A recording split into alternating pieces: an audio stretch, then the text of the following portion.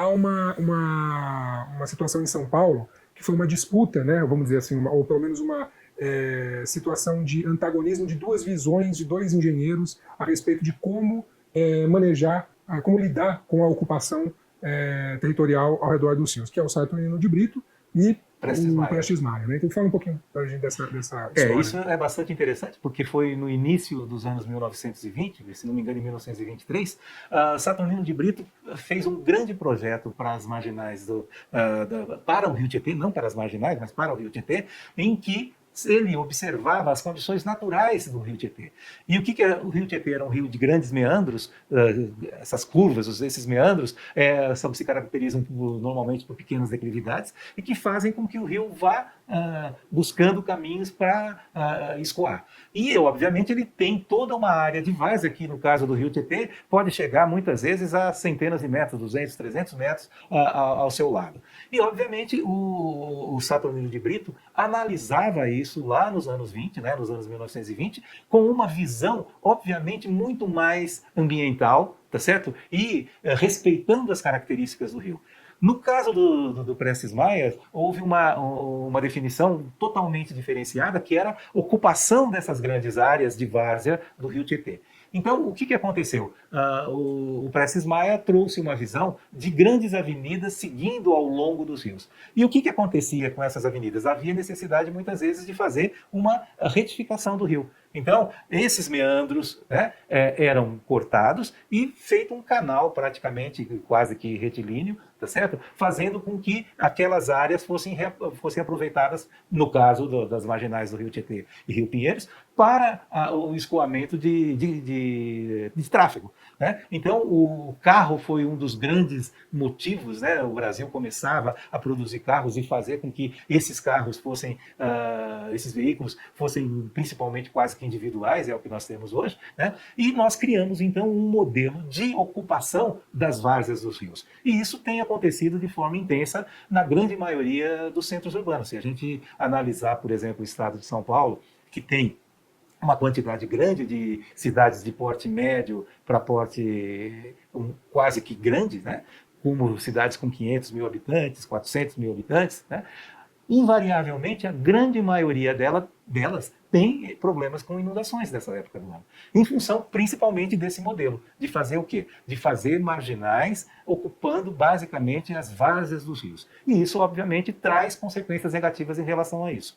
Por um outro lado, em regiões onde nós temos locais de morro, nós temos a questão dos deslizamentos e vários desastres que trazem consequências negativas também para essa população que agora vai ocupar principalmente as regiões mais instáveis, né? E que ficam sujeitas, nesse caso, seria diferente, porque eu vou ter o quê? Eu vou ter uma retirada da vegetação, muitas vezes, e a infiltração da água pode fazer o quê? Pode provocar o carreamento de parte desses morros. Então, são condições diferentes, né? E que exigem do poder público uma visão mais apurada dessa questão do ciclo hidrológico e da bacia hidrográfica.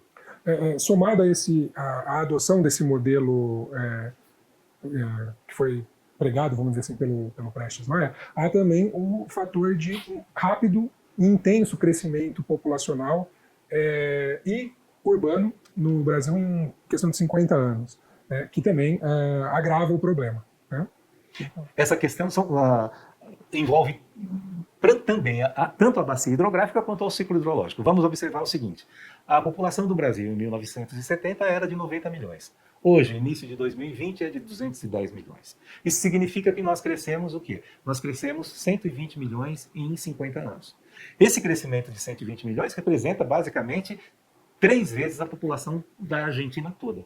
Então, o mais agravante, nós tínhamos 55% da população nas áreas urbanas em 1970, que representava por volta de 50 milhões, e hoje nós temos 85% nas áreas urbanas, que representa mais de 170 milhões. Então nós crescemos dentro da área urbana esses praticamente 120 milhões. Tá certo? Então, o que acontece? A partir desse momento, eu estou interferindo no ciclo hidrológico. Por quê? Porque o ciclo hidrológico, nós analisamos a precipitação, né? E ela pode ter um escoamento superficial, uma infiltração, a questão da evaporação e da evapotranspiração. E isso se transforma num equilíbrio quando a gente tem na natureza de uma forma geral.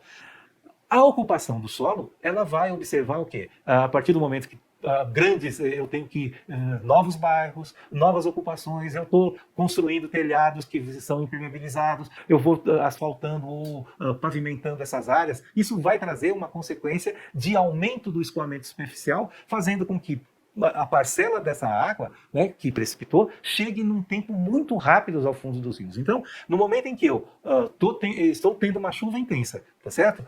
Que pode durar meia hora, 40 minutos, coisas desses níveis, né? E essa água chega com muita rapidez ao fundo do rio, tá certo? Então, eu interfiro no ciclo hidrológico, como eu disse, na bacia hidrográfica e no tempo de chegada dessas águas ao fundo dos vales. E isso, obviamente, traz consequências intensas, porque eu multiplico essa quantidade de água que escoou superficialmente muito, e ela está muito acima da capacidade das calhas dos cursos d'água. E isso vai trazer, obviamente, a inundação, né? Um balanço que chega a mais água do que a capacidade dos rios de escoar essas águas.